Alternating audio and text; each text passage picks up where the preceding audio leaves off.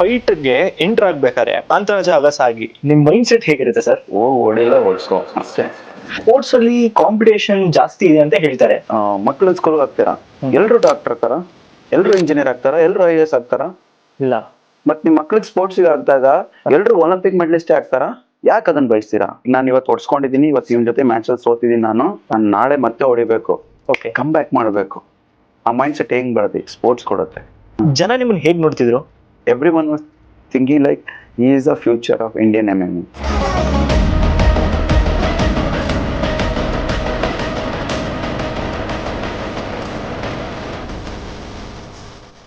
ನಾನು professional fight start ಮಾಡಿದಾಗ 10-0 ಅನ್ಡಿಫಿಟೆಡ್. So ಏನಾದ್ರು ಒಂದು ಓಕೆ ಇಂಥವ್ರ ಮಕ್ಳು ಹಿಂಗಿದ್ರಪ್ಪ, ಅವ್ರ ಅಪ್ಪನ ಪೈಲ್ವಾನು, ಕುಡ್ಕೊಂಡ್ ಮಕ್ಳು ಕುಡ್ಕ ಆಗೋದಿಲ್ಲ, ಕಳ್ರ ಆಗೋದು ಅಂತೆಲ್ಲ ಹೇಳಿದಾಗ ಅದನ್ನೆಲ್ಲ ಎಷ್ಟು ನಾವು ಚಾಲೆಂಜ್ ತಗೊಂಡಿರ್ತೀವಿ. ಅಜ್ಜಿ ಮಾಡಿ ತೋರಿಸ್ತೀನಿ ನಾನೇನು ಅಂತ. ಆ ಫ್ಯಾನ್ಸ್ ನ ಬಿಲ್ಡ್ ಮಾಡೋದಿದೆಲ್ಲ ಸೂಪರ್. ಯಾಕಂದ್ರೆ ನಾವು ದುಡ್ಡು ಕೊಟ್ಟು ಜನನ ಆ ಫೇಕ್ ಇದನ್ನ ಸಂಪಾದನೆ ಮಾಡ್ಬೋದು. ಒಂದು ಪ್ರೀತಿಯಿಂದ ಅಭಿಮಾನ ಗಳಿಸೋದಿದೆಯಲ್ಲ, ಅದು ಒಂದು ಕ್ರೀಡೆ ಮತ್ತೆ ಕಲೆಯಿಂದ ಮಾತ್ರ ಸಾಧ್ಯ. ಎಂಟ್ರಿ ಸಾಂಗ್ ಹುಟ್ಟಿದರೆ ಕನ್ನಡ ನಾಡಲ್ಲಿ ಹುಟ್ಟಬೇಕು ಅಂತ ಹಾಕ್ಸ್ತೀರಾ? ನಮ್ ಸೌತ್ ಅವ್ರಾದ್ರೆ ಮದ್ರಾಸಿ, ಮದ್ರಾಸಿ, ಇಡ್ಲಿ ವಡ ಖಾನೆವಾಲೆ, ಇಡ್ಲಿ ವಡ ದೋಸಾ ಆತರ ಮಾತಾಡೋದು. ನನ್ಗೆ ಸಖತ್ತು ಆತರ ಯಾರಾದ್ರೂ ಮಾತಾಡಿದ್ರೆ ಇರಿಟೇಟ್. ನಾನು ಎಲ್ಲಿ ಇಂಟರ್ವ್ಯೂಸ್ ಹೋದ್ರು, ಎಲ್ಲೇ ಫೈಟ್ ಮಾಡಿದ್ರು ಕನ್ನಡ ಸಾಂಗ್ ಹಾಕೋದು. ಜನ ಕೇಳೋರು ಕನ್ನಡಿಗ ಮೀನಿಂಗ್ ಏನು? ಕನ್ನಡಿಗ ಅಂದ್ರೆ ಕರುಣಾಮಯಿಗಳು, the people who has kind heart. Sir, ನಿಮ್ಗೆ ಲವ್ ಲೈಫ್ ಅಂತ ಏನಾನ ಇತ್ತಾ ಸರ್? ಎಲ್ಲರಿಗೂ ಇರುತ್ತೆ, ನಮಗೂ ಇತ್ತು. ಸಾಕು, ಎಲ್ಲಾದ್ರೂ ಜೀವನದಲ್ಲಿ ಎಕ್ಸ್ಪೀರಿಯನ್ಸ್ ಮಾಡ್ಬೇಕು, ಪ್ರೀತಿ ಮಾಡ್ಬೇಕು, ಲವ್ ಲೈಫ್ ನ ಎಂಜಾಯ್ ಮಾಡ್ಬೇಕು, ಜಗಳ ಆಡ್ಬೇಕು, ಬ್ರೇಕಪ್ ಆಗ್ಬೇಕು, ಪಾಠ ಕಲಿಬೇಕು, ಜೀವನದ ಅರ್ಥ ಅಂತ ತಿಳ್ಕೋಬೇಕು. Happiness is just for a moment, but peace is for ever. ನಾನು ಆ ಪೀಸ್ ನ ಈಗ ಕಂಡುಕೊಂಡಿದ್ದೀನಿ. ನನಗೆ ಏನ್ ಬೇಕು ಜೀವನದಲ್ಲಿ ಅಂತ ಕಂಡುಕೊಂಡಿದ್ದೀನಿ. ಸರ್, ಈಗ ಇಂಡಿಯನ್ ಮೆಂಟಾಲಿಟಿ ಯಾವ ತರ ಇದೆ ಅಂತಂದ್ರೆ, ನಾವು ಫಾರಿನ್ ಕೋಚನ್ನ ಹೈರ್ ಮಾಡಿ ಅಥವಾ ನಾವು ಫಾರಿನ್ಗೆ ಹೋಗಿ ಅಲ್ಲಿ ನಾವು ಏನಾದ್ರು ಕೋಚಸ್ ಮುಖಾಂತರ ನಾವು ಗೈಡೆನ್ಸ್ ತಗೊಂಡು ನಾವು ರೆಡಿ ಆದ್ರೆ it would be easy to perform ಅಂತ. Is it the right approach? ಅವ್ರದ್ದು ಟೆಕ್ನಾಲಜಿ ಇದೆ, ಆಮೇಲೆ ಸ್ವಲ್ಪ ಫಾಸ್ಟ್ ಫಾರ್ವರ್ಡ್ ಇದ್ದಾರೆ, ಅಂದ್ರೆ ದೇ ಆರ್ ಸ್ಮಾರ್ಟ್, ಇಲ್ಲ ಅಂತ ಇಲ್ಲ. ಕಂಪೇರ್ ಟು ನಮ್ಮ ಇಂಡಿಯನ್ ಕೋಚಸ್ಗೆ, ಅಥವಾ ಇಂಡಿಯಲ್ಲೂ ಇದ್ದಾರೆ, ಇಂಡಿಯಲ್ಲೂ ಎಕ್ಸ್ಪರ್ಟ್ ಇದ್ದಾರೆ. ಅದು ಫಸ್ಟ್ ಇಂದನೂ ಒಂದು ಮೆಂಟಾಲಿಟಿ ಇದೆ. ಓಕೆ, ಯಾರು ಫಾರಿನ್ ಕೋಚ್ ಇದ್ದ ಅಂದ್ರೆ ಒಂದು ಫಾರಿನ್ ಕೋಚ್ ಅಂತ. ಓಕೆ, ಫಾರಿನ್ ಕೋಚ್ ಅಂದ್ರೆ ಒಂದು ನೇಮ್. ಈ ಎಂಡ್ ಆಫ್ ದ ಡೇ ನಿಮ್ಮ ಹಾರ್ಡ್ ವರ್ಕ್, ನಿಮ್ಮ ಟ್ಯಾಲೆಂಟ್ ಇಂಪಾರ್ಟೆಂಟ್. ನನ್ಗೆ ಇನ್ನೊಂದು ಹೇಳಂದ್ರೆ, ಓದೋ ವಿದ್ಯಾರ್ಥಿಗೆ ನಾನು ಕೇರ್ ಮಾರ್ಕೆಟ್ ಇಂದ ಟ್ಯೂಬ್ಲೆಟ್ ತಗೊಂಡ್ ಬಂದ ಹಾಕ್ಲಾ, ಅಥವಾ ಯಾವ್ದೋ ಮಾಲಲ್ಲಿ ಹೋಗ್ಬಿಟ್ಟು ಒಳ್ಳೆ ಬ್ರ್ಯಾಂಡ್ ಫಿಲಿಪ್ಸ್ ಯಾವ್ದೋ ತಂದು ಹಾಕ್ಬಿಟ್ಟು ಲೈಟ್ ಹಾಕಿ, ಬೆಳಕಲ್ಲೇ ಓದ್ಬೇಕಷ್ಟೇ. ಕರೆಕ್ಟ್. ನಿನಗೆ ಓದ್ಬೇಕು ಅನ್ನೋ ಒಂದು ಮನಸ್ಸು ಇರಬೇಕು. ಬೆಳಗ್ಗೆ 4 ಗಂಟೆಗಾರು ಎದ್ದು ಓದ್ತೀನಿ, ಸಂಜೆ 8-9 ಗಂಟೆವರೆಗೂ ಆದ್ರೂ ಓದ್ತೀನಿ ಅನ್ನೋ ಒಂದು ಮೈಂಡ್ ಸೆಟ್ ಇರಬೇಕು. ಓದ್ಬೇಕು ಅನ್ನುವಾಗ ನಿಮ್ಗೆ ಗೈಡ್ ಮಾಡೋರು, ಪಾಠ ಹೇಳ್ಕೊಡೋರು, ಯಾವ ತರ ಓದ್ಬೇಕು, ಯಾವ ತರ ಮಾಡ್ಬೇಕು ಅನ್ನೋದು ಬೇಕಷ್ಟೇ. ಹೌದು. ನೀವು ಕಷ್ಟಪಡಕ್ಕೆ ರೆಡಿ ಇಲ್ಲ, ನಿಮ್ಗೆ ಯಾವ ಫಾರಿನ್ ಕೋಚ್ ತಂದು ಕೊಟ್ರೇನು? ನಿಮ್ಮಲ್ಲಿ ಮೈಂಡ್ ಸೆಟ್ ಸರಿಗಿದ್ರೆ ನೀವು ಎಲ್ಲಿದ್ರು ನೀವು ಅಚೀವ್ ಮಾಡೇ ಮಾಡ್ತೀರಾ. ಫೈರ್ ಇರ್ಬೇಕಂದ್ರೆ ನಾನು ಮಾಡ್ಬೇಕು, ಫುಲ್ ಫೈರ್, ರಗಡ್ನೆಸ್ ಅದಿರ್ಬೇಕು, ನಾನು ಮಾಡೇ ಮಾಡ್ತೀನಿ ಅನ್ನೋದು. ಆಮೇಲೆ ಒಂದ್ ಟೈಮ್ ಬರುತ್ತೆ. ಈಗ ನಾವು ಫಸ್ಟ್ ನಾವೆಲ್ಲ ಇಂಟರ್ನ್ಯಾಷನಲಿ ಫೈಟ್ ಮಾಡಿ ಹೋಗುವಾಗ ನಮ್ಮ ಅಪೋನೆಂಟ್ಸ್ ಜೊತೆ ಬರ್ತಾ ಇದ್ದಂತ ಟೀಮ್ ಆಗಿರ್ಬೋದು, ಅವ್ರದ್ದು ಸ್ಟಾಫ್ ಆಗಿರ್ಬೋದು, ಈಗ ನಾವೆಲ್ಲ ಹೋಗುವಾಗ ನಮ್ ಜೊತೆ ಏನೋ ನಮ್ಮ ಒಬ್ಬ ಕೋಚ್ ಇರ್ತಾ ಇದಾರೆ ಅಷ್ಟೇ. ಈಗ ಅವ್ರು ಹೋಗ್ತಾ ಇದಾರೆ ಅಂದ್ರೆ ಅವ್ರ ಜೊತೆ 3-4 ಜನ ಇರೋರು. ಸೊ ಸ್ವಲ್ಪ ಸೈಕಾಲಜಿಕಲಿ ಎಫೆಕ್ಟ್ ಆಗತ್ತೆ. ಅವ್ರದ್ದು ಬಾಡಿ ಲ್ಯಾಂಗ್ವೇಜ್ ಆಗಿರ್ಬೋದು, ಬಿಹೇವಿಯರ್ ಏನೇ ಇರ್ಬೋದು, ಅವ್ರದ್ದು ಔಟ್ಫಿಟ್ ಇರ್ಬೋದು, ಅದೆಲ್ಲ ನೋಡಿದಾಗ ಲೈಕ್ ಪ್ರಾಕ್ಟೀಸ್ ಸೆಷನ್ ಅಲ್ಲಿ ಬರುವಂತ ಅವ್ರದ್ದು ಕಿಟ್ ಆಗಿರ್ಬೋದು, ಇಟ್ಸ್ ರಿಯಲಿ ಎಫೆಕ್ಟ್ ಸೈಕಾಲಜಿಕಲಿ.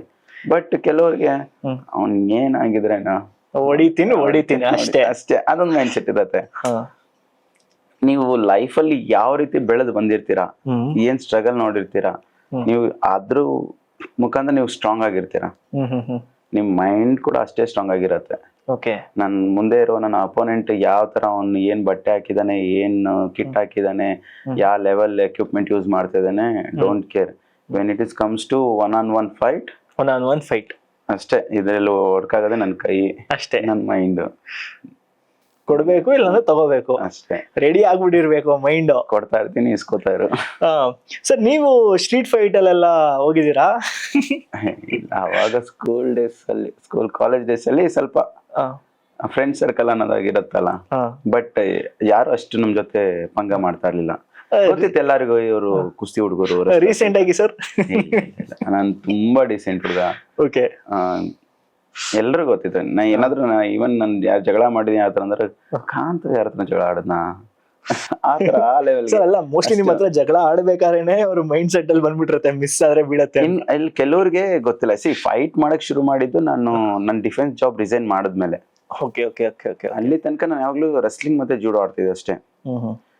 ಕೆಲವ್ರಿಗೆ ಗೊತ್ತೂ ಇರಲಿಲ್ಲ ನಾನು ರೆಸ್ಲಿಂಗ್ ಮಾಡ್ತೀನಿ, ಜೂಡೋ ಮಾಡ್ತೀನಿ ಅಂತ. ಯಾಕಂದ್ರೆ ಓದ ಪುಟ್ಟ ಬಂದ ಪುಟ್ಟ ಆ ತರ ಹುಡುಗ ನಾನು. ಸ್ಕೂಲ್ ಹೋದ ಅಷ್ಟೇ, ಯಾರ ಜೊತೆ ಅಷ್ಟು ಸೇರ್ತಾರೆ ಆ ತರ ಹುಡುಗ ಇದ್ದ ನಾನು. ಸೊ ನನ್ಗೆ ಇಂಜಿನಿಯರ್ ಆಗ್ಬೇಕು ಅಂತ ಆಸೆ ಇದ್ದಿದ್ದು. ಚೆನ್ನಾಗಿ ಓದ್ತಾ ಇದ್ದೆ. ಈಗಲೂ ಇದೆಯಾ ಸರ್ ಇಂಜಿನಿಯರ್ ಆಗ್ಬೇಕು ಅಂತ? ಹೇಳಿ ಸರ್. ನನ್ಗೆ ಗೊತ್ತೇ ಇಲ್ಲ ಇಂಜಿನಿಯರ್ ಅಂದ್ರೆ ಏನಂತ. ಓಕೆ.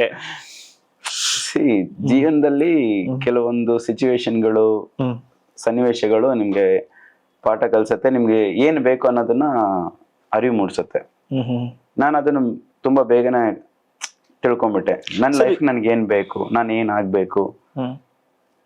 ಸರ್ ಈಗ ಹಳ್ಳಿಯಿಂದೆಲ್ಲ ಬರ್ತಾರಲ್ಲ, ನಾವು MMA ಟ್ರೈನ್ ಮಾಡ್ಬೇಕು, ನಾವು ರೆಸ್ಲಿಂಗ್ ಮಾಡ್ಬೇಕು, ಅವ್ರಿಗೆ ನೀವೇನ್ ಟಿಪ್ಸ್ ಕೊಡಕ್ಕೆ ಇಷ್ಟಪಡ್ತೀರಾ ಸರ್? ಪ್ರತಿಯೊಬ್ಬರಲ್ಲೂ ನಾನು ಫೈಟರ್ ಆಗ್ಬೇಕು, ನಾನು ಒಂದು ನೇಮ್ ಫೇಮ್ ಮಾಡಬೇಕು ಅಂತ. ಈಗಿನ ಟೈಮಲ್ಲಿ ಸೋಷಿಯಲ್ ಮೀಡಿಯಾದಲ್ಲಿ ನೋಡ್ತಾರೆ ಆ ನೇಮು ಫೇಮು, ಆ ಒಂದು ಆ ಜನದ್ದು ಕ್ರೇಜು ಎಲ್ಲ. ಓ ನಾನು ಫೈಟರ್ ಆದ್ರೆ ನನ್ಗೂ ಒಳ್ಳೆ ಫ್ಯಾನ್ಸ್ ಫಾಲೋವರ್ಸ್ ಸಿಗತ್ತೆ, ನನ್ಗೆ ದುಡ್ಡು ಮಾಡ್ಬೋದು, ಒಳ್ಳೆ ಹೆಸರು ಸಿಗತ್ತೆ, ನಾನು ಹಂಗೆ ಆಗ್ಬೋದು. ಇಲ್ಲಿ ನನಗೆ ಹೆಸರು ಸಿಗತ್ತೆ, ನನಗೆ ದುಡ್ಡು ಸಿಗತ್ತೆ ಅಂತ ಆ ಮೈಂಡ್ ಸೆಟ್ಟಲ್ಲಿ ಬಂದರೆ ಇಟ್ಸ್ ನಾಟ್ ಪಾಸಿಬಲ್. ಫಸ್ಟಿಂದಾನೇ ಅದು ಮೈಂಡಲ್ಲಿ ಬರಬೇಕು, ನಾನು ಯಾಕಾಗಿ ನಾನು ಫೈಟ್ ಮಾಡಬೇಕು, ಇದು ನನಗೋಸ್ಕರನೇ ಇರೋದಾಯ್ತು. ಕೆಲವರು ಬೈ ನೇಚರೇ ರಫ್ ಅಂಡ್ ಟಫ್ ಇರ್ತಾರೆ. ಅವ್ರೇನಂದ್ರೆ ಜಗಳ ಮಾಡೋದಾಗಿರ್ಬೋದು ಅಥವಾ ಯಾವ್ದಾದ್ರು ಹೊಡೆದಾಟ ಆಡ್ಬೋದು ಆಗಿರ್ಬೋದು, ಅವ್ರ ಮೈಂಡಲ್ಲಿ ಹೆದರದೆ ಅನ್ನೋದೇ ಎಲ್ಲ ಅವ್ರಿಗೆ. ಸಮ್ಟೈಮ್ಸ್ ಆ ನೇಚರ್ ಅವ್ರಿಗೆ ಫೈಟರ್ ಮಾಡುತ್ತೆ. ಓಕೆ, ನಾನು ನನ್ನ ಕೋಪನ, ನನ್ನ ಈ ಟಫ್ನೆಸ್ನ ಎಲ್ಲಿ ಕನ್ವರ್ಟ್ ಮಾಡ್ಬೋದು. ಆ ಚಿಕ್ಕ ವಯಸ್ಸಲ್ಲಿ ಅಗ್ರೆಸಿವ್ನೆಸ್ ಇದನ್ನ ನೋಡಿದ್ರೆ ಯಾರಾದ್ರೂ ಓಕೆ ಇವ್ನಿಗೆ ಯಾವ್ದಾದ್ರು ಕಾಂಬ್ಯಾಟ್ ಸ್ಪೋರ್ಟ್ಸ್ ಹಾಕೋಣ, ಬಾಕ್ಸಿಂಗ್, ರೆಸ್ಲಿಂಗ್ ಅಥವಾ ಜೂಡೋ ಹಾಕಿದ್ರೆ ಅವನ ಅಗ್ರೆಷನ್ನು, ಆ ಒಂದು ಫೈಟು, ಜಗಳ, ಆ ಒಂದು ಮೈಂಡ್ ಸೆಟ್ನ ಒಂದು ಸ್ಪೋರ್ಟ್ ಅಲ್ಲಿ ಇಂಪ್ಲಿಮೆಂಟ್ ಮಾಡಿದಾಗ ಅವ್ರು ಗ್ರೋ ಕಾಣ್ಬೋದು. ಒಬ್ಬ ಡೀಸೆಂಟ್ ಹುಡುಗ ಆ ಒಂದು ವೈಲೆನ್ಸ್ ಅನ್ನೋದು ಅವನಿಗೆ ಇಷ್ಟ ಇರಬೇಕು. ಒಳಗಡೆ ವೈಲೆಂಟ್ ಅನ್ನೋ ಎಲಿಮೆಂಟ್ ಇದ್ರೆ ಇಲ್ಲಿ ಅದ್ ಚಾನ್ಸಸ್ ಇರತ್ತೆ. ಈಗ ನಾನು ಅದೊಂದು ಮೈಂಡ್ ಸೆಟ್ ಹೇಳ್ದೆ ನಾನು. ಹಾಗಂತ ಹೋದ್ರೆ ನಾನು ಕೂಡ ಚಿಕ್ಕ ವಯಸ್ಸಲ್ಲಿ ತುಂಬಾ ಸೈಲೆಂಟ್ ಹುಡುಗ ಇದ್ದೆ ನಾನು. ಹೌದಾ? ಯಾರ ಜೊತೆ ಸೇರ್ತಾ ಇರ್ಲಿಲ್ಲ ನಾನು. ಸ್ಕೂಲು, ಮನೆ. ಬಟ್ ನೀವು ಫೈಟ್ ಮಾಡ್ಲೇಬೇಕು ಅಂತ ಯಾವಾಗ ಬಂತು? ನಾನು ಹೇಳ್ದ ನನಗೆ ಇಂಜಿನಿಯರ್ ಆಗ್ಬೇಕು ಅಂತ ಆಸೆ ಇತ್ತು. ರೆಸ್ಲಿಂಗು ಜೂಡೋ ಬಂದು ಅದು ಕುಸ್ತಿ, ಕೈಂಡ್ ಆಫ್ ಕುಸ್ತಿ, ಈ ಹೊಡಿಬೇಕು, ಟೇಕ್ ಡೌನ್ ಮಾಡ್ಬೇಕು. ನಾನು ಡಿಫೆನ್ಸ್ ಜಾಬ್ ರಿಸೈನ್ ಮಾಡಿದೆ. ಏನಕ್ಕೆ? ನನ್ಗೆ ಚಿಕ್ಕ ವಯಸ್ಸಿಂದ ಆಸೆ ಇದ್ದು ನಾನು ಒಲಿಂಪಿಕ್ ಆಡ್ಬೇಕಂತ ರೆಸ್ಲಿಂಗ್ ಅಲ್ಲಿ. ರೆಸ್ಲಿಂಗ್ ಹುಡ್ಕೊಂಡು ನಾನು ಬೆಂಗಳೂರು ಬಂದೆ. ರೆಸ್ಲಿಂಗ್ ಸಿಗ್ಲಿಲ್ಲ, ನಾನು ಜೂಡೋ ಪ್ಲೇಯರ್ ಆದೆ, ಜೂಡೋ ನ್ಯಾಷನಲ್ ಮೆಡಲಿಸ್ಟ್ ಆದೆ ನಾನು. ಆಮೇಲೆ ನನಗೆ ಡಿಫೆನ್ಸ್ ಜಾಬ್ ಆಯ್ತು. ನನ್ಗಿದು ಜಾಬ್ ಆದಾಗ ಮಂತ್ಲಿ ಸ್ಯಾಲ್ರಿ ಸಿಗತ್ತೆ. ಸ್ಪೋರ್ಟ್ಸ್ ಟೀಮ್ ಅಲ್ಲಿ ಇದ್ರೆ ಜಸ್ಟ್ ಟ್ರೈನಿಂಗ್, ಈಟ್, ಸ್ಲೀಪ್, ಟ್ರೈನಿಂಗ್, ರೆಸ್ಟ್. ನಿಮ್ ಫಸ್ಟ್ ಸ್ಯಾಲರಿ ಎಷ್ಟು ಸರ್? 21,000. ಅದು ಯಾವಾಗ? 2010 ಅಲ್ಲಿ. 2010 ಅಲ್ಲೇ 21K ಸೆಂಟ್ರಲ್ ಗೌರ್ಮೆಂಟ್ ಜಾಬ್ ಅದು. ಓ ಸೂಪರ್. ಸೊ ಅದಾದ್ಮೇಲೆ ಒಂದೆರಡು ವರ್ಷ ನನ್ಗೆ ಅಲ್ಲೇ ಕ್ವಾರ್ಟರ್ಸು ಸಿಕ್ಕಿತ್ತು. ಓಕೆ. ಸೊ ನನ್ಗೆ ಹೇಳಿದ್, ನಾನು ಚಿಕ್ಕ ವಯಸ್ಸಿನ ಆಸೆ ಇದ್ದು ನಾನು ಒಲಿಂಪಿಕ್ ಆಡಬೇಕು, ಇಂಡಿಯಾಗೆ ಮೆಡಲ್ ಹೊಡಿಬೇಕು ಆ ಥರ. ಸೊ ಅಲ್ಲಿ ಜಾಬ್ ಆಯ್ತು. ಅಲ್ಲಿ ನೋಡಿದ್ರೆ ಎವ್ರಿ ಡೇ 8 hours ಡ್ಯೂಟಿ. ಅದರಲ್ಲೂ ನನಗೆ ಮಿಲಿಟರಿ ಸ್ಕೂಲಲ್ಲಿ ಪೋಸ್ಟಿಂಗ್ ಇದ್ದಿದ್ದು. ಅಲ್ಲಿ ಕೆಡೆಟ್ಸ್ ಇರ್ತಾರೆ, ಆರ್ಮಿ ಬಾಯ್ಸ್. ಅವರಿಗೆ ಬೆಳಗ್ಗೆ PT ಮಾಡಿಸಿ ಅವರಿಗೆ ಜೂಡೋ, ಸೆಲ್ ಡಿಫೆನ್ಸ್ ಎಲ್ಲ ಹೇಳ್ಕೊಡ್ಬೇಕಾಗಿತ್ತು. ಅದಾದ್ಮೇಲೆ 8 to 4. ಆಮೇಲೆ ನನಗೆ ಅಲ್ಲಿ ವಾರ್ಡನ್ ಡ್ಯೂಟಿನೂ ಮಾಡಬೇಕಾಗಿತ್ತು. ಕೆಡೆಟ್ಸ್ ಹಾಸ್ಟೆಲ್ ಇದ್ದಿದ್ದು. ಅವರಿಗೆ ಎವ್ರಿ ಡೇ ಏನು ಸಪ್ಲೈ ಡಿಪೋ ಇಂದ ರೇಷನ್ ಬರುತ್ತೆ, ರೇಷನ್ ತರಕ್ ಹೋಗಿ ಮೂಟೆನ ಹೊತ್ಕೊಂಡ್ ಬರ್ಬೇಕಾಗಿತ್ತು. ಅವ್ರಿಗೆ ಅದು ಹಾಸ್ಟೆಲ್ ಎಲ್ಲ ಇತ್ತು, ಅಲ್ಲಿ ಕೆಡೆಟ್ಸ್ ಹಾಸ್ಟೆಲ್ ಡೈಲಿ ಏನು ಸಬ್ಜಿ ತರಕಾರಿ ಹೋಗುತ್ತೆ, ಅವ್ರು ಸಪ್ಲೈ ಡಿಪೋಲ್ ಹೋಗಿ ತರಕಾರಿ ಎತ್ಕೊಂಡ್ಬರ್ಬೇಕಾಗಿತ್ತು. ಓಕೆ. ಆಮೇಲೆ ನನ್ಗೆ ಅವಾಗ ಜಸ್ಟ್ 19 year old ನಾನು ಜಾಬ್ ಆದಾಗ. ಓಕೆ. ಸೊ ನಾನು ಒನ್ ಆಫ್ ದ ಯಂಗೆಸ್ಟ್ ಅಲ್ಲಿದ್ದ.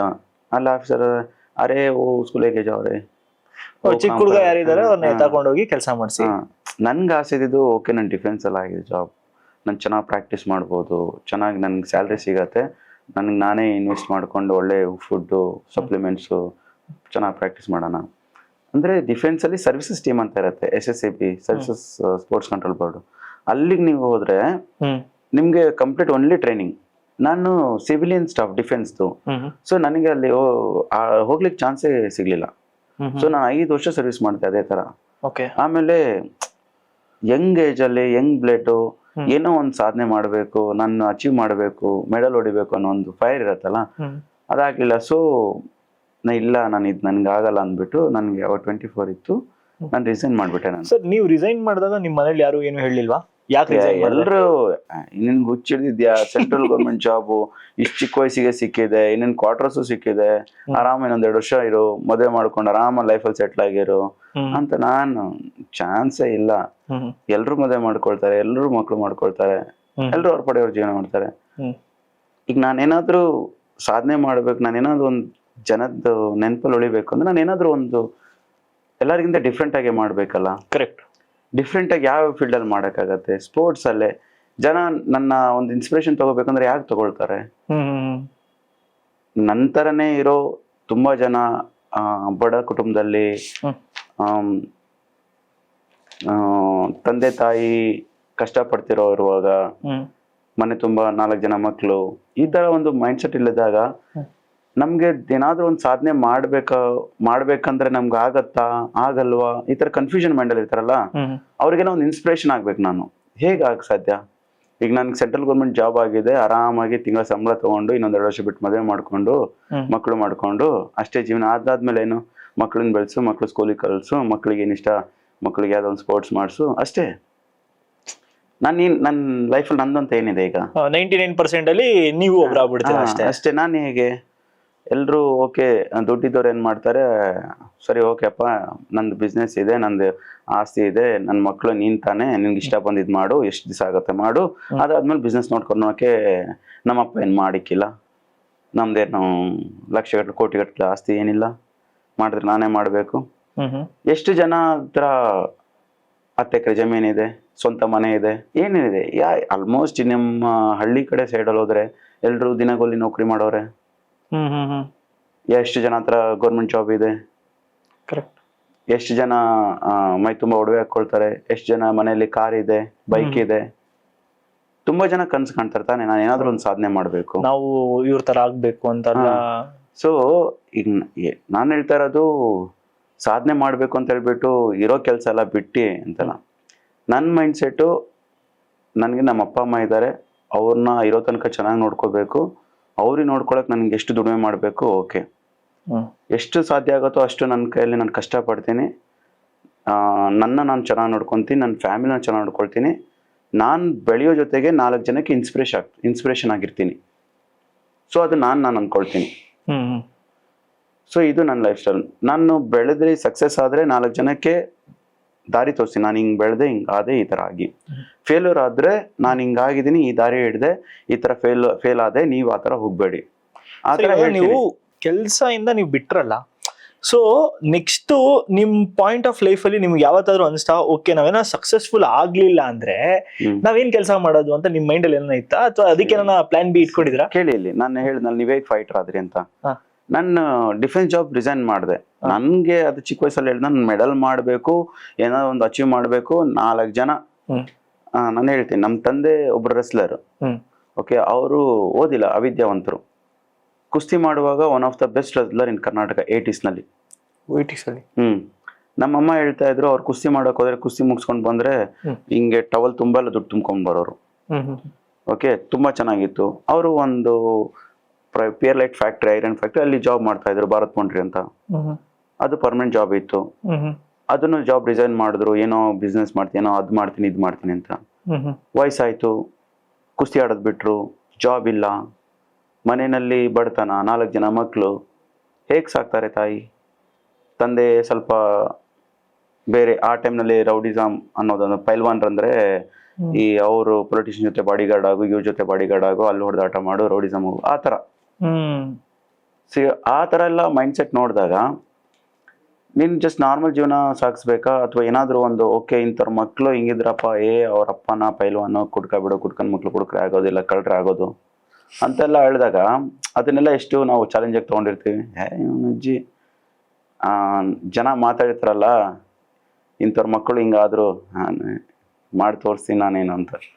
ಈವನ್ ನನ್ನ ತಂಗಿ ಕೂಡ ಗೌರ್ಮೆಂಟ್ ಜಾಬೇ, ಓಕೆ, ನಾನು ಕೂಡ ಗೌರ್ಮೆಂಟ್ ಜಾಬೇ ನನಗಾಗಿದ್ದು. ಯೂಶಲಿ ಗೌರ್ಮೆಂಟ್ ಜಾಬ್ ಎಲ್ಲ ಆದಾಗ ಜನ ಏನು ಪೊಲೀಸ್ ಸ್ಟೇಷನ್ಗೆ ಹೋಗಿ ವೆರಿಫಿಕೇಶನ್ ಸರ್ಟಿಫಿಕೇಟ್ ಎಲ್ಲ ತಗೊಳ್ತಾರೆ. ಕರೆಕ್ಟ್. ಆ ಟೈಮಲ್ಲಿ ನಾನು ಹೋದಾಗ ನನಗೆ ಅವಾಗ ಅದೇ 18 ಇಯರ್ಸ್ 19ಗೆ ಈ ಥರ ಇಂಥವ್ರ ಮಗ ಅಂದಾಗ ತಲೆ ಮೇಲೆ 2 ಕೋಟಿ ನೀನೇನು ಮಾಡ್ಕೊಂಬಂದ ಇವಾಗ ಅಂತ ಆ ಥರ. ಸೊ ಇಲ್ಲ, ನಂಗೆ ಜಾಬ್ ಆಗಿದೆ, ನಾನು ವೆರಿಫಿಕೇಶನ್ ಸರ್ಟಿಫಿಕೇಟ್ ಬಂದಿರೋದು. ಸೊ ಈ ಥರ ಎಲ್ಲ ಸೀನ್ ನೋಡಿದಾಗ ನಾನು ಓಕೆ, ನಂಗೆ ಜಾಬ್ ಆಗಿದೆ, ನಾನು ಅಚೀವ್ ಮಾಡ್ತೀನಿ, ಮತ್ತೆ ಇಂಥವ್ರ ಮಕ್ಕಳು ಇಂಥವ್ರ ಊರು ಹಿಂಗಿದ್ರು, ಹಿಂಗೆ ಬದುಕಿದ್ರು, ಹಿಂಗೆ ಸಾಧನೆ ಮಾಡಿದ್ದಾರೆ ಅಂತ ನಾನು ತೋರಿಸ್ಕೋಬೇಕು. ನನ್ನಂತ ಈ ಥರ ಇದ್ದವ್ರು ಎಷ್ಟು ಜನ ಇದ್ದಾರೆ ಹಳ್ಳಿಗಳಲ್ಲಿ. ಕರೆಕ್ಟ್. ಅಪ್ಪ ಕುಡ್ಕ ಇರ್ತಾನೆ, ಅದೇ ಆ ಥರ ಸಿಚುವೇಶನ್ ಅಲ್ಲಿ ಇದ್ದಾಗ ನನಗೆ ಗೌರ್ಮೆಂಟ್ ಜಾಬ್ ಸೆಟ್ಲ್ ಆಗೋ ಮಗನೇ ಅಲ್ಲ ನಾನು. ಅಷ್ಟೇ, ಏನಾದ್ರೂ ಒಂದು ನೋಡ್ಬೇಕು. ಏನ್ರಲ್ಲಿ ಓಕೆ, ನಾನು ಜಾಬ್ ರಿಸೈನ್ ಮಾಡ್ತೀನಿ, ಏನದು PF ಎಲ್ಲ ಇತ್ತಲ್ಲ, ವಿತಿನ್ 3-4 ಮಂತ್ಸ್ ಖಾಲಿ ಆಗುತ್ತೆ. ಬೆಂಗಳೂರಲ್ಲಿ ಬಾಡಿಗೆ ಮನೆ, ಊರಲ್ಲಿ ಅಪ್ಪ ಅಮ್ಮಂಗೆ ವಯಸ್ಸಾಗಿದೆ, ಅವರಿಗೂ ದುಡ್ಡು ಕಳಿಸ್ಬೇಕು, ನಾನು ಇಲ್ಲಿ ಬಾಡಿಗೆ ರೆಂಟ್ ಕಟ್ಟಬೇಕು, ನಾನು ಪ್ರಾಕ್ಟೀಸ್ ಮಾಡಬೇಕು, ನನಗೂ ದುಡ್ಡು ಬೇಕು. ನಾವು ಜೂಡೋ ರೆಸ್ಲಿಂಗ್ ಎಲ್ಲ ಅಂದ್ರೆ ವರ್ಷಕ್ಕೆ ಒಂದೇ ಸ್ಟೇಟ್ ಲೆವೆಲ್, ಒಂದೇ ನ್ಯಾಷನಲ್ ಲೆವೆಲ್. ನೀವು ಯಾವಾಗ ಸ್ಟೇಟ್ ಗೋಲ್ಡ್ ಆಗಿ ನ್ಯಾಷನಲ್ ಮೆಡಲಿಸ್ಟ್ ಆದಾಗ ನಿಮ್ಗೆ ನ್ಯಾಷನಲ್ ಕ್ಯಾಂಪ್ ಸಿಗತ್ತೆ. ನ್ಯಾಷನಲ್ ಕ್ಯಾಂಪ್ ಅಲ್ಲಿ ನೀವು ಟ್ರೈನ್ ಮಾಡ್ಕೊಂಡು ಇಂಟರ್ನ್ಯಾಷನಲ್ ಕ್ಯಾಂಪ್ ಅಲ್ಲಿ ನಿಮ್ಗೆ 1/3 ಮೆಡಲಿಸ್ಟ್ ಮಾತ್ರ ಕ್ಯಾಂಪ್, ಅದರಲ್ಲಿ ಮತ್ತೆ ಸೆಲೆಕ್ಟ್ ಮಾಡಿ ಇಂಡಿಯಾ ಟೀಮ್ಗೆ ಆಡ್ಸಕ್ಕಾಗೋದು. ಇವರೇ ಕಳಿಸ್ತಾರೆ, ಇಂಡಿಯಾ ಗೌರ್ಮೆಂಟ್. ಅದು ಇಂಡಿಯಾ ಒಲಿಂಪಿಕ್ ಅಸೋಸಿಯೇಷನ್ ಇದೆ. ಒಲಿಂಪಿಕ್ಸ್ ಅನ್ನೋದು 4 ವರ್ಷಕ್ಕೊಂದ್ಸಲ ಆಗೋದು. ಏಷ್ಯನ್ ಗೇಮ್ಸ್ ಆಗಿರ್ಬೋದು, ಕಾಮನ್ವೆಲ್ತ್ ಗೇಮ್ಸ್ ಆಗಿರ್ಬೋದು. ಈ ಒಲಿಂಪಿಕ್ಸ್ಗೆಲ್ಲ ಲಾಸ್ಟ್ ನಮ್ ಜೂಡೋಲ್ ಏನಂದ್ರೆ ಒಲಿಂಪಿಕ್ ಇಯರ್ ಅಂತ ಇರುತ್ತೆ, 2 years. ಆ 2 year ನಲ್ಲಿ ನೀವು ಎಷ್ಟು ಇಂಟರ್ನ್ಯಾಷನಲ್ ಆಡ್ತೀರಾ, ಜೂಡೋ ಫೆಡರೇಷನ್ ಆಫ್ ಇಂಡಿಯಾ ಇಂದ ಇಂಟರ್ನ್ಯಾಷನಲ್ ಜೂಡೋ ಫೆಡರೇಷನ್ ಈವೆಂಟ್ಗಳು ಆಡಿದಾಗ ನಿಮ್ಗೆ ಪಾಯಿಂಟ್ ಸಿಗ್ತಾ ಹೋಗುತ್ತೆ. ಇಂಟರ್ನ್ಯಾಷನಲ್ ಇವೆಂಟ್ ಆಡಿದಾಗ ನಾನು ಏಷ್ಯನ್ ಗೇಮ್ಸ್ ಮೆಡಲ್ ಮಾಡಿದ್ರೆ ಇಷ್ಟು ಪಾಯಿಂಟ್ಸ್ ಅಂತ ಬರುತ್ತೆ ಕ್ವಾಲಿಫೈ ಮಾಡ್ಲಿಕ್ಕೆ. ಈವನ್ ನೀವು ನ್ಯಾಷನಲ್ ಮೆಡಲ್ ಆಗಿಲ್ಲ, ಇಂಟರ್ನ್ಯಾಷನಲ್ ಆಡಿಲ್ಲ ಅಂದ್ರೆ ನಿಮ್ಮ ಒಲಿಂಪಿಕ್ ಕನ್ಸು ಡಮಾರ್. ಸೊ ಆ ಥರ ನನ್ನ ಟಾರ್ಗೆಟ್ ಏನಿದೆ, ಡಿಫೆನ್ಸ್ ರಿಸೈನ್ ಮಾಡ್ತೀನಿ, ಆಚೆ ಬಂದ್ಬಿಟ್ಟು ಟ್ರೈನಿಂಗ್ ಮಾಡೋ ಅಂತ ಶುರು ಮಾಡ್ತೀನಿ. ಇದ್ದಿದ್ದ ದುಡ್ಡು 4 ತಿಂಗಳಿಗೆ ಖಾಲಿ ಆಗುತ್ತೆ. ಒಂದು ಜಿಮ್ಮಲ್ಲಿ ಫಿಟ್ನೆಸ್ ಟ್ರೈನರ್ ಆಗಿ ಕೆಲಸ ಮಾಡ್ತೀನಿ, ಸ್ಟಾರ್ಟ್ ಮಾಡ್ತೀನಿ. ಅವಾಗ ಎಷ್ಟು 21,000 ತಗೊಳ್ತಾ ಇದ್ದವನಿಗೆ ತಿಂಗಳಿಗೆ 4,000. ಆವಾಗ ಆಚೆ ಕಡೆ ಬಾಡಿಗೆ ಮನೆ ನೋಡ್ಕೋಬೇಕು, ತಿಂಡಿ ಊಟಕ್ಕೆ. ಆವಾಗ ನನಗೆ ಜಿಮ್ಮಲ್ಲಿ ಕೆಲವು ಫ್ರೆಂಡ್ಸ್ ಇರ್ತಾರೆ, ಉಪ್ಪಿ ಅಂತ ಹೇಳ್ಬಿಟ್ಟು ನಾರ್ತವ್ರು ಒಬ್ರು. ಈಸ್ ಲೈಕ್ ಬಿಗರ್ ಬ್ರದರ್, ಅಂದ್ರೆ ಎಲ್ಡರ್ ಬ್ರದರ್ ನನಗೆ. ಆ ತರ ಅವರು ನನ್ಗೆ ಟ್ರೀಟ್ ಮಾಡೋದು. ಅವ್ರಿಗೆ ಗೊತ್ತಾಗುತ್ತೆ ನಾನು ರೆಸ್ಲರು, ನಾನು ಜೂಡೋ ಪ್ಲೇಯರು, ಇಷ್ಟೆಲ್ಲ ಹಾರ್ಡ್ ವರ್ಕ್ ಮಾಡ್ತಾ ಇದ್ದೀನಿ. ಅವ್ರಿಗೆ MMA ತುಂಬಾ ಕ್ರೇಜ್ ಇತ್ತು, ಅವ್ರಿಗೆ MMA ಮಾಡ್ಬೇಕು ಅಂತ. ಆಮೇಲೆ ಅವ್ರು ನನ್ನ ಹತ್ರ ರೆಸ್ಲಿಂಗ್ ಜೂಡೋ ಕಲಿಕ್ ಶುರು ಮಾಡ್ತಾರೆ. ಬ್ಯಾಂಗ್ಳೂರಲ್ಲಿ ಫಿಟ್ನೆಸ್ ಟೈಮ್ ಅಂತ ಒಂದು MMA ಜಿಮ್ ಇರುತ್ತೆ, ಟಾಪ್ ಕ್ಲಾಸ್ ಜಿಮ್. ಇಂಡಿಯಾಲೇ ಆ ತರ ನಂಬರ್ 1 ಜಿಮ್ಮೇ ಇಲ್ಲ ಅನ್ಕೋತೀನಿ. Proper MMA, wrestling, judo, boxing, wrestling ಎಲ್ಲ ಇದೆ, A to Z. ಜಿಮ್ಮು ಇದೆ, ಜಿಮ್ ಫೆಸಿಲಿಟೀಸು ಇದೆ. ಅಲ್ಲಿ ಫೀಸ್ ಬಂದ್ಬಿಟ್ಟು ಲೈಕ್ 10-12 ವರ್ಷ ಕೆಳಗಡೆನೆ ಆ್ಯನಮ್ 80,000-90,000, ಮಂತ್ಲಿ 10,000 ಆ ಥರ. ಅಂದ್ರೆ ಪ್ರೀಮಿಯಂ ಜಿಮ್. ಅವನೋಗಿ ಸೇರ್ಕೊಂಡ. ಆಯ್ತಾ, ನಾನು ಹೇಳಿದೆ, ನನಗೆ ತಿಂಗಳ ಸಂಬಳ ಜಿಮ್ಮಲ್ಲಿ ವರ್ಕ್ ಮಾಡೋಕ್ಕೆ 4,000 ಕೊಡ್ತಾರೆ, ಬೆಳಗಿನ ಸಂಜೆ 8 ಅವರ್ ಮಾಡೋದಕ್ಕೆ. ನನಗೇನು ಜಿಮ್ಮಲ್ಲಿ ಏನಕ್ಕಿದೆ, ನಾನು ಸ್ವಲ್ಪ ಟ್ರೈನಿಂಗು ಮಾಡ್ಬೋದು, ಇಲ್ಲಿ ವೇಟ್ ಟ್ರೈನಿಂಗ್ ಮಾಡ್ಬೋದು ಜಿಮ್ಮಲ್ಲಿ. ಆಚೆ ಕಡೆ ಫ್ರೀ ಟೈಮಲ್ಲಿ ಹೋಗಿ ನಾನು ಜೂಡೋ ಪ್ರಾಕ್ಟೀಸ್ ಮಾಡ್ಕೋತೀನಿ. ಇಲ್ಲಪ್ಪ, ನಾನು ಅವನ ಜೊತೆ ಅವಾಗವಾಗ ಅವ್ನು MMA ಟ್ರೈನಿಂಗ್ ನೋಡಕ್ ಹೋಗ್ತಾ ಇದ್ದೆ. ಅದೇ ಜಿಮ್ಮಲ್ಲಿ ರೆಸ್ಲಿಂಗ್ ಹೇಳ್ಕೊಡ್ತಾ ಇದ್ದಾರೆ. ನನಗೆ ರೆಸ್ಲಿಂಗ್ ಗೊತ್ತು, ಜೂಡೋ ಗೊತ್ತು. ಅವ್ನು ಸ್ವಲ್ಪ ಓಕೆ ನನ್ನ ಬೇಸಿಂದ ನನಗೆ ಗೊತ್ತು ರೆಸ್ಲಿಂಗ್ ಹೆಂಗ್ ಕಲಿಸ್ಬೇಕು, ಬೇಸ್ ಹೇಗೆ ಫಂಡಮೆಂಟಲ್ ಹೇಗೆ ಕಲಿಸ್ಬೇಕು. ಸೊ ನಾನು ಆ ಜಿಮ್ ಓನರ್ ಹತ್ರ ಮಾತಾಡಿದೆ, ನಾನು ಬರ್ತೀನಿ, ನಾನು ರೆಸ್ಲಿಂಗ್ ಕ್ಲಾಸಸ್ ತಗೊಳ್ತೀನಿ, ಜೂಡೋ ಸೆಷನ್ಸ್ ಕಲಿಸ್ತೀನಿ, ನಾನು ಫೀಸ್ ಪೇ ಮಾಡಲ್ಲ, ನಾನು MMA ಟ್ರೈನಿಂಗ್ ಮಾಡ್ತೀನಿ. ಸೊ ಗಿವ್ ಅಂಡ್ ಟೇಕ್ ಆ ಥರ ಮಾತಾಡಿ ನಾನು MMA ಕಲಿಯಕ್ಕೆ ಶುರು ಮಾಡಿದೆ 2013. ಅದಾದ ನಂತರ ಅಮೇಚೂರ್ ಫೈಟ್ ಮಾಡ್ಲಿಕ್ಕೆ ಶುರು ಮಾಡಿದೆ. ಇಂಡಿಯಾದಲ್ಲಿ ಆಲ್ಮೋಸ್ಟ್ ಒಂದು 25 ಫೈಟ್ ಮಾಡಿದೆ, ಎಲ್ಲ ವಿನ್ ಆದೆ ಅಮೇಚೂರ್ ಅಲ್ಲಿ. 2015 ಅಲ್ಲಿ ವರ್ಲ್ಡ್ ಚಾಂಪಿಯನ್ಶಿಪ್ ಇಂಡಿಯಾ. ದುಡ್ಡೆಲ್ಲ ಬರಕ್ ಸ್ಟಾರ್ಟ್ ಆಯ್ತಾ ಸರ್? ಅಮೇಚೂರ್ ದುಡ್ಡು ಬರಲ್ಲ. ಅಮೇಚೂರ್ ಏನಿದ್ರು ನಿಮ್ಗೆ ಇರೋ ದುಡ್ಡು ಅಲ್ಲಿ ಇಲ್ಲಿ. ನನ್ಗೆ ಅವಾಗ ಫೈನಾನ್ಷಿಯಲ್ ಸಪೋರ್ಟ್ ಇನ್ನೊಂದೇನಂದ್ರೆ ನಾನು ರೆಸ್ಲಿಂಗ್ ಆಡ್ತಾ ಇದ್ದೆ, ಕುಸ್ತಿ, ಮಟ್ಟಿ ಕುಸ್ತಿ ಆಡ್ತಾ ಇದ್ದೆ.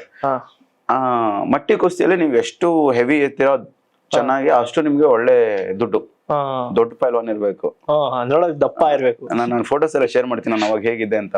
ಫುಲ್ ನಾನು ಹೆವಿ 80-85 kg ಇದೆ. MMA ಫೈಟ್ ಮಾಡ್ಬೇಕು ಅಂದ್ರೆ ನನ್ನ ಹೈಟಿಗೆ ನಾನು ಎಷ್ಟು ಸಣ್ಣ ಎಷ್ಟು ಲೀನ್ ಇರ್ತೀನಿ ಅಷ್ಟು ಒಳ್ಳೇದು.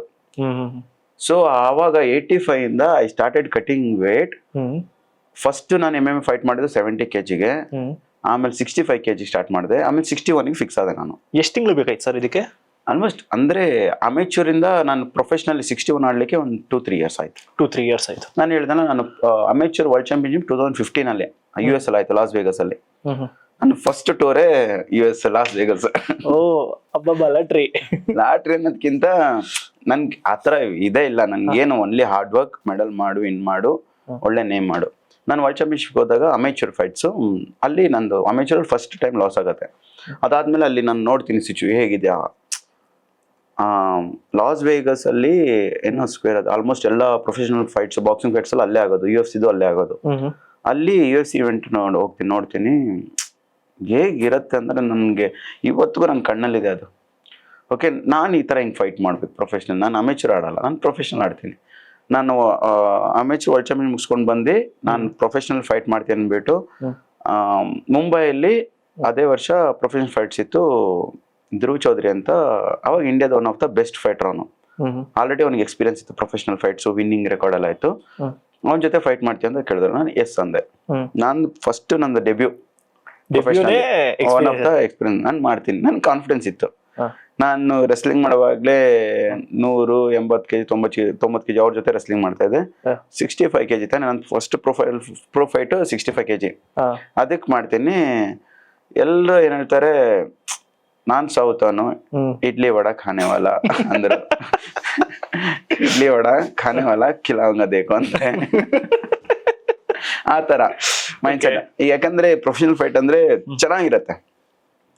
ಫಸ್ಟ್ ಅಫಿಷಿಯಲ್ ವೇಯಿಂಗು, ಅದಾದ್ಮೇಲೆ ಪ್ರೆಸ್ ಕಾನ್ಫರೆನ್ಸ್, ಆಮೇಲೆ ಪಬ್ಲಿಕ್ ವೇಯಿಂಗ್ ಅಲ್ಲಿ ಮೈಕ್ ಕೊಡ್ತಾರೆ, ಮಾತಾಡ್ಬೇಕು, ಫೇಸ್ ಆಫ್ ಎಲ್ಲ ಹೇಗಿರತ್ತೆ. ಅವ್ನು ಹೇಳ್ತಾನೆ ಸೌತ್ ವಾಲ ಇಡ್ಲಿ ವಡ ಖಾನೆ ವಾಲ ಹಂಗೆ ಹಿಂಗೆ ಅಂತ ಟೀಸ್ ಮಾಡೋದು. ಇಡ್ಲಿ ವಡ ಮೈ ಕಿಲಾಂಗ ತೆರೆ ಕುಕ್ಕೇಜ್ಗೆ ಅಂದಾರ ಅನ್ನೋದು ಸಕದಾಗಿರತ್ತೆ ಮಾತ್ರ. ಅಂದ್ರೆ ಅವ್ರ ಮಾತಲ್ಲಿ ನಮ್ ಕಾನ್ಫಿಡೆನ್ಸ್ ಕಿಲ್ ಮಾಡಕ್ ಬರ್ತಾರೆ.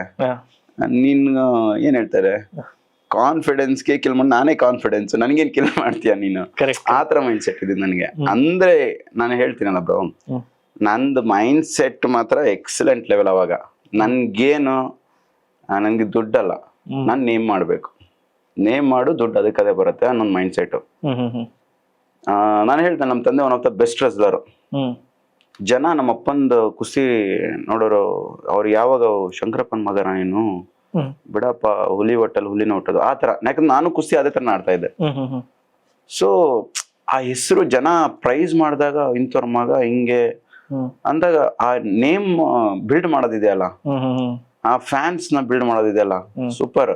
ಯಾಕಂದ್ರೆ ನಾವು ದುಡ್ಡು ಕೊಟ್ಟು ಜನನ ಆ ಫೇಕ್ ಇದನ್ನ ಸಂಪಾದನೆ ಮಾಡ್ಬೋದು. ಒಂದು ಪ್ರೀತಿಯಿಂದ ಅಭಿಮಾನ ಗಳಿಸೋದಿದೆಯಲ್ಲ, ಅದು ಒಂದು ಕ್ರೀಡೆ ಮತ್ತೆ ಕಲೆಯಿಂದ ಮಾತ್ರ ಸಾಧ್ಯ. Correct sir. ಅದು ಫಸ್ಟ್ ಫೈಟ್ ಅಲ್ಲಿ ನೀವು ಹೇಳ್ತಿದ್ರಿ, ಆ ಫಸ್ಟ್ ಫೈಟ್ ಹೆಂಗಿರುತ್ತೆ ಸರ್? ನಂದು ಫಸ್ಟ್ ನನ್ಗೆ ಚಿಕ್ಕ ವಯಸ್ಸಿಂದ ಕುಸ್ತಿ ಆಡ್ತಿದ್ದ ಜನಗಳ ಮಧ್ಯೆ ಜನ ಹುಯ್ಯ ಅನ್ನೋದು, ಅದ್ ನನಗೆ ಸಖತ್ ಇಷ್ಟ. ಒಂದು ಟೆಕ್ನಿಕ್ ಕುಸ್ತಿಲಿ ಡಾವ್ ಅಂತಾರೆ, ಒಂದ್ ಥ್ರೋ ಟೆಕ್ನಿಕ್ ಮಾಡಿ ಧಣ್ಣದ ಬೀಳ್ತಾರೆ ಜನ ಹುಯ್ಯ ಅನ್ನೋದು, ಅದೊಂಥರ ಕ್ರೇಜ್, ಒಂದ್ ಜೋಶ್ ಕೊಡತ್ ನಮ್ಗೆ. ಸೊ ಲಾಸ್ ವೇಗಸ್ ಅದು ಅಮೇಚೂರ್ ಆದ್ಮೇಲೆ ಪ್ರೊಫೆಷನಲ್ ಫೈಟ್ಸ್ ಇಲ್ಲಿ ಮುಂಬೈಯಲ್ಲಿ. ಸೊ ಅದು ಅವನು ಧ್ರುವ್ ಚೌಧರಿ ಅಂತ, is now one of good friend of me. ಅವನ ಜೊತೆ ನನ್ ಫಸ್ಟ್ ಪ್ರೊಫೆಷನಲ್ ಫೈಟ್ ಇದೆ. ಅವ್ನು ಇಂಡಿಯಾದ ಒನ್ ಆಫ್ ದ ಬೆಸ್ಟ್ ಇದೆ ಆ ಟೈಮಲ್ಲಿ. ಸೊ ಅವಾಗ ಆತರ ಪ್ರೆಸ್ ಕಾನ್ಫರೆನ್ಸ್ ಇದ್ದಾಗ ಟ್ರಾಶ್ ಟಾಕಿಂಗ್ ಎಲ್ಲ ಇರುತ್ತೆ. ಆತರ ಹೇಳಿದಾಗ ಓಕೆ ಫೈಟ್ ಗೆ ಸ್ಟಾರ್ಟ್ ಆಯ್ತು. ಫಸ್ಟ್ ರೌಂಡ್ ಇಂದಾನೆ ಹೋಗು, ಅವ್ನ್ ಪಂಚ್ ಹೊಡೆಯಕ್ ಬಂದ್ರೆ ಡಿಫೆನ್ಸ್ ಮಾಡು, ಟೇಕ್ ಡೌನ್ ಮಾಡು, ಎತ್ತಿ ಕುಕ್ಕು, ಜನ ಹುಯ್ಯ ಅನ್ನೋಕು, ಇನ್ನೂ ಜೋಶು, ಒಡಿ ಮತ್ತೆ ಬಿಡು, ಮತ್ತೆ ಎದ್ದು ಅನ್ನೋದು, ಹೋಗೆದ್ದು ಕುಕ್ಕು, ಈ ತರ. ಆಮೇಲೆ ಅವ್ನಿಗೆ ಸೈಕೋ ಅಂತ ಕರೆಯೋರು, ಆತರ ಅಷ್ಟ್ ಸಕದ ಆಡೋನ್ ಫೈಟ್ ಅವನು. ಸೈಕೋ ಆಮೇಲೆ ಕಾಂತ ಅನ್ನೋಕೆ ಶುರು ಮಾಡಿದ್ರು. ಓಕೆ. ಸೊ ಈ ತರ ಎಲ್ಲ ಸೀನ್ ಆದ್ಮೇಲೆ ಸ್ವಲ್ಪ ಓಕೆ ಆ ಟೈಮಲ್ಲಿ ಎಲ್ಲ ಏನಂದ್ರು ಏನೋ ಸ್ವಲ್ಪ ದುರುಚೋದಿತ್ತು, ಟೈಮ್ ಸರಿ ಇಲ್ಲ ಹಾಗೆ ಅಂತ. ನೆಕ್ಸ್ಟ್ ಫೈಟ್ ನಂದು ನಾನು ಹೇಳಿದ್ನಲ್ಲ ಅವತ್ತು 65 ಮಾಡಿದೆ. ನೆಕ್ಸ್ಟ್ ಫೈಟ್ ವಿತಿನ್ 1.5 month ಡೆಲ್ಲಿಲಿ ಇತ್ತು. ಅವಾಗ ಯಾರೋ ಒಬ್ಬ ಫೈಟರ್ ಅದು ಲೈಟ್ ವೇಟ್ ಕೆಟಗರಿ 70 kg ಆಡ್ಬೇಕಾಗಿತ್ತು. ಒಬ್ಬ ಅಪೋನೆಂಟ್ ಏನೋ ಇಂಜುರಿ ಅಂತ ಇದಾಯ್ತು. ಆ ಫೈಟ್ ಆಗ್ಬೇಕಾಗಿತ್ತು ವಿತಿನ್ 1 week. ನನ್ ಕೇಳಿದ್ರು ಆಡ್ತೀನಿ ಅಂತ. ಓಕೆ ಡನ್, ಕಾಸೆಷ್ಟು ಕೊಡ್ತೀರಾ? Okay done. ಮತ್ತೆ ನನ್ನ ವೇಟ್ ಕ್ಲಾಸ್ ಬಿಟ್ಟು ಬೇರೆ ವೇಟ್ ಕ್ಲಾಸಿಗೆ ಫೈಟ್ ಮಾಡ್ತಾ ಇದೀನಿ, ಅದು ಬೇರೆ ಅವ್ನ ಹೈಟ್ ರೀಚ್. ಆಮೇಲೆ ಓಕೆ ಸರಿ ಆಯ್ತು, ವಿನ್ ಆದ್ರೆ 50,000. ಸ್ಟಾರ್ಟಿಂಗ್ ಇನಿಷಿಯಲ್ ಡೇಸ್ ಅಲ್ಲ, 10-12 ವರ್ಷ ಕೆಳಗಡೆ. ಓಕೆ ಫೈನ್, ಜೈ ಹಿಂದ್ ಅನ್ನೋದು ತಗೋ ಕಾಟೇರಮ್ಮನ್ ನಿಂತ್ಕೊಂಡು ಹೋಗೋಡಿ. ಆಮೇಲೆ ಸರಿ ಅಂತ ಫೈಟ್ ಸ್ಟಾರ್ಟ್ ಆಯ್ತು. ಅವನ್ 6'1" ಹೈಟ್, ನಾನ್ 5'5", 17. ಆಮೇಲೆ ನಂದು ರೆಸ್ಲಿಂಗ್ ಬೇಸ್ ಅಲ್ಲ, ಒಡೆಗ್ ಬಂದ್ರೆ ಮಿಸ್ ಮಾಡು, ಕೆಳಗಡೆ ಹೋಗು ಹಾಕು ಆ ತರ. ಅವ್ನ ಅಷ್ಟು ದೂರ ಇದ್ದಾನೆ, ಒಳಗಡೆ ಹೋಗೋಕು ಕಿಕ್ ಕೊಡೋಣ ರಪ್ಪ ಅಂತ. ಶೋ ತಲೆಗಿಲ್ಲ ಬಿದ್ರೆ ಅಷ್ಟೇ ನಾಕೋಟೆ. ಆಮೇಲೆ ಸ್ವಲ್ಪ ಅವಾಗ ತಲೆ ಓಡಿಸ್ತೀನಿ. ನಮ್ಮ ಫೈಟ್ ಅಲ್ಲಿ ಏನಂದ್ರೆ ಗ್ರೌಂಡ್ 4 point ಪೊಸಿಷನ್ ಅಂತ ಹೇಳ್ತಾರೆ, 3 point ಪೊಸಿಷನ್. ಅಥವಾ ನಾನು ಕೆಳಗಡೆ ಇದ್ದಾಗ ಕಿಕ್ ಮಾಡಾಗಿಲ್ಲ, ಪಂಚ್ ಹೊಡಿಬಹುದು. ನಾನು ಹಿಂಗ್ ಕೆಳಗಡೆ ಕೂತಿದ್ದೀನಿ ಅಂದ್ರೆ ಪಂಚ್ ಹೊಡಿಬಹುದು, ಕಿಕ್ ಮಾಡಂಗಿಲ್ಲ. ಅವ್ನ್ ಪಂಚ್ ಹೊಡಿಯೋಕಂದ್ರೆ ಮತ್ತೆ ಕಾಲಿಟ್ಕೊಂಡು ಟೇಕ್ ಡೌನ್ ಮಾಡ್ಕೊಂಡು ಮತ್ತೆ ಹೊಡಿ ಆ ಫೈಟ್ ವಿನ್ ಆದೆ.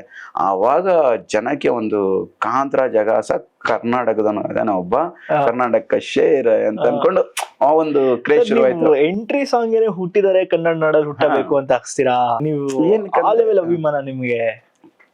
ಕನ್ನಡ ಏನಕ್ಕಂದ್ರೆ ನಮ್ಗೆ ಸೌತ್ ಅವರು ಎಸ್ಪೆಷಲಿ ಈ ತರ ರೆಸ್ಲಿಂಗ್, ಜೂಡೋ, ಬಾಕ್ಸಿಂಗ್ ಮತ್ತೆ MMA ಈ ತರ ಎಲ್ಲ ಅಂದ್ರೆ ನಮ್ ಸೌತ್ ಅವ್ರ ಅಂದ್ರೆ ಮದ್ರಾಸಿ ಇಡ್ಲಿ ವಡ ಖಾನೆವಾಲೆ, ಇಡ್ಲಿ ವಡ ದೋಸಾ ಆ ತರ ಮಾತಾಡೋದು. ನನ್ಗೆ ಸಖತ್ತು ಆತರ ಯಾರಾದ್ರೂ ಮಾತಾಡಿದ್ರೆ ಇರಿಟೇಟ್. ಓಕೆ ಇಡ್ಲಿ ವಡ ಅನ್ನೋ, ನಾವ್ ಕರ್ನಾಟಕದವ್ರು ಮದ್ರಾಸಿ ಅಂತಾನೆ, ಮದ್ರಾಸಿನೇ ಕನ್ನಡಿಗ ಅನ್ನೋದು. ಆವಾಗಿಂದನೂ ಜಸ್ಟ್ ಯಾವುದೇ ಪ್ರೊಫೆಷನಲ್ ಫೈಟ್ ಸಾಂಗ್ ಆದ್ರೂ ಅವ್ರದ್ದು ವಾಕಿಂಗ್ ಎಂಟ್ರಿ ಸಾಂಗ್ ಅಂತ ಇರತ್ತೆ. ನಾನು ಎಲ್ಲಿ ಇಂಟರ್ನ್ಯಾಷನಲ್ ಹೋದ್ರು, ಎಲ್ಲೇ ಫೈಟ್ ಮಾಡಿದ್ರು ಕನ್ನಡ ಸಾಂಗ್ ಹಾಕೋದು. ಹುಟ್ಟಿದರೆ ಕನ್ನಡ ನಾಡು, ಇಲ್ಲ ಕನ್ನಡ ರಿಲೇಟೆಡ್. ಒಂದು ಅಲ್ಲಿರೋರಿಗೆ ಗೊತ್ತಾಗ್ಬೇಕು ನಾನು ಕನ್ನಡದವನು, ನಾನು ಕನ್ನಡಿಗ. ಆಮೇಲೆ ಜನ ಕೇಳೋರು ಕನ್ನಡಿಗ ಮೀನಿಂಗ್ ಏನು? ಕನ್ನಡಿಗ ಅಂದ್ರೆ ಕರುಣಾಮಯಿಗಳು. ವಾಟ್ ಈಸ್ ಮೀನಿಂಗ್ ಅನ್ನೋದು? The people who has kind heart, ಅಷ್ಟೇ, ದೇ ಆರ್ ಕನ್ನಡಿಗಾಸ್ ಅನ್ನೋದು. Oh it's good. You are a fighter ನಾ, how can you be a Kannadiga? I'm a fighter inside the ring. Outside the ring, I'm a person who has the kind heart. Kannadiga. So ಈ ತರ ನನ್ಗೆ ಅಭಿಮಾನ. Even ಕೆಲವರು ಹೇಳ್ತಾರೆ ನಿನ್ ದೇಶ ಅಂತ ಫಸ್ಟ್ ಮಾತಾಡ್ಬೇಕು. ಹೂನಪ್ಪ, ನನ್ಗೆ ದೇಶಾಭಿಮಾನನೂ ಇದೆ. ಆಚೆ ಹೋದಾಗ ಕಾಂತರ ಜಗಸ ಕನ್ನಡಿಗ ಇಂಡಿಯಾ ಅಂತಾನೆ ಹೇಳೋದು. ಹೌದು. ಸೊ ನನಗೆ ನನ್ನ ಊರು, ನನ್ನ ರಾಜ್ಯನೂ ಬೇಕು, ನನ್ನ ದೇಶನೂ ಇಂಪಾರ್ಟೆಂಟ್ ಅಂತಾನೆ ಇದು ಮಾಡೋದು. ಸೊ ಅಲ್ಲಿಂದ ನಂದು ಪ್ರೊಫೆಷನಲ್ ಫೈಟ್ ಸ್ಟಾರ್ಟ್ ಆಯ್ತು. ಹಾಗೆ 2016 ಅಲ್ಲಿ ಸೂಪರ್ ಫೈಟ್ ಲೀಗ್, ಹೀಗೆ IPL ಇದೆ, ಆತರ ಡಿಫ್ರೆಂಟ್ ಟೀಮ್ಸ್. ನನ್ನ ಪಂಜಾಬ್ ಟೀಮ್ನವರು ತಗೊಳ್ತಾರೆ. ಪಂಜಾಬ್ ಟೀಮ್ ನ ಕ್ಯಾಪ್ಟನ್ ಆಗ್ತೀನಿ. ಪಂಜಾಬ್ ಟೀಮ್ದು ಇವರು ಬಾಲಿವುಡ್ ಸ್ಟಾರ್ ಅಜಯ್ ದೇವಗನ್ ಅವರೆಲ್ಲ ಓನ್ ಮಾಡಿರ್ತಾರೆ. ಈ ತರ 8 ಟೀಮ್ಸ್, 8 ಬಾಲಿವುಡ್ ಸ್ಟಾರ್ಸ್ ಇರ್ತಾರೆ, 8 ಬಿಸ್ನೆಸ್ ಪೀಪಲ್ ಇರ್ತಾರೆ. ಸೊ ಎಲ್ಲಾನು ಹೇಗ್ ಸಡನ್ ಆಗಿ ಆಯ್ತು ಅಂದ್ರೆ, ಆರ್ಮಿ ಜಾಬ್, ಡಿಫೆನ್ಸ್ ಜಾಬ್ ಬಿಡ್ತೀನಿ.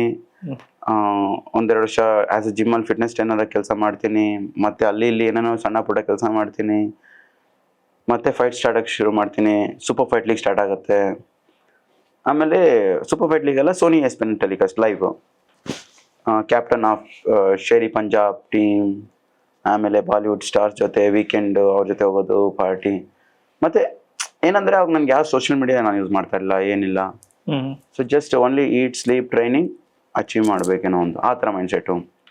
ಅವಾಗೆಲ್ಲ ಏನಾಯ್ತು ಅಂದ್ರೆ, ನಮ್ಮಲ್ಲಿ ಜನ ಟಿವಿಯಲ್ಲಿ ಬಂದಿದ ತಕ್ಷಣನೇ ಅನ್ಕೊಳ್ಳೋದು, ಓ ಇವನು ಸ್ಟಾರ್ ಆಗ್ಬಿಟ್ಟ, ಇವನ ಹತ್ರ ತುಂಬಾ ದುಡ್ಡು ಬಂದ್ಬಿಟ್ಟಿದೆ ಅಂತ. But we are not cricketers. ನಮ್ಗೆ ಓಕೆ ಫೈಟರ್ಸ್ಗೂ ದುಡ್ಡಿದೆ. ಎಲ್ಲಿ ಫೈಟ್ ಮಾಡಿದಾಗ ಇಂಟರ್ನ್ಯಾಷನಲ್ ಯಾವ ಫೈಟ್ ಪ್ರಮೋಷನ್ ಅಲ್ಲಿ, ಈಗ 1 ಚಾಂಪಿಯನ್ಶಿಪ್ ನಲ್ಲಿ ಟೈಟಲ್ ಫೈಟ್ ವಿನ್ ಆದ್ರೆ, ಬ್ರೇವ್ ಅಲ್ಲಿ ಟೈಟಲ್ ಫೈಟ್ ವಿನ್ ಆದ್ರೆ, 1-2-3 ಫೈಟ್ ವಿನ್ ಆಗ್ಬೇಕು. ಈ ತರ ಇಂಟರ್ನ್ಯಾಷನಲ್ ಫೈಟಿಂಗ್ ಇದರಲ್ಲಿ ಬೆಲಟೋರ್ ಇರ್ಬೋದು, PFL ಇರ್ಬೋದು, UFC ಇರ್ಬೋದು, ಈ ತರ ಫೈಟ್ ಪ್ರಮೋಷನಲ್ಲಿ ವಿನ್ ಆದಾಗ ಮಾತ್ರ ನಮಗೆ ವಿ ಕ್ಯಾನ್ ರೀಚ್ ಕ್ರೋಸ್ ಆ ಥರ ಪ್ರೈಸ್ ಮನಿಗೆ. ಅಲ್ಲಿವರೆಗೂ ಆ ಸ್ಟೇಜ್ವರೆಗೂ will struggle, will get only 8 lakh rupees, 10 lakh rupees, maximum 15 lakh rupees per fight. So ಅದು ವಿನ್ ಆದಾಗ ಓಕೆ ಒಂದು 20 lakhs ಅಲ್ಲಿವರೆಗೂ.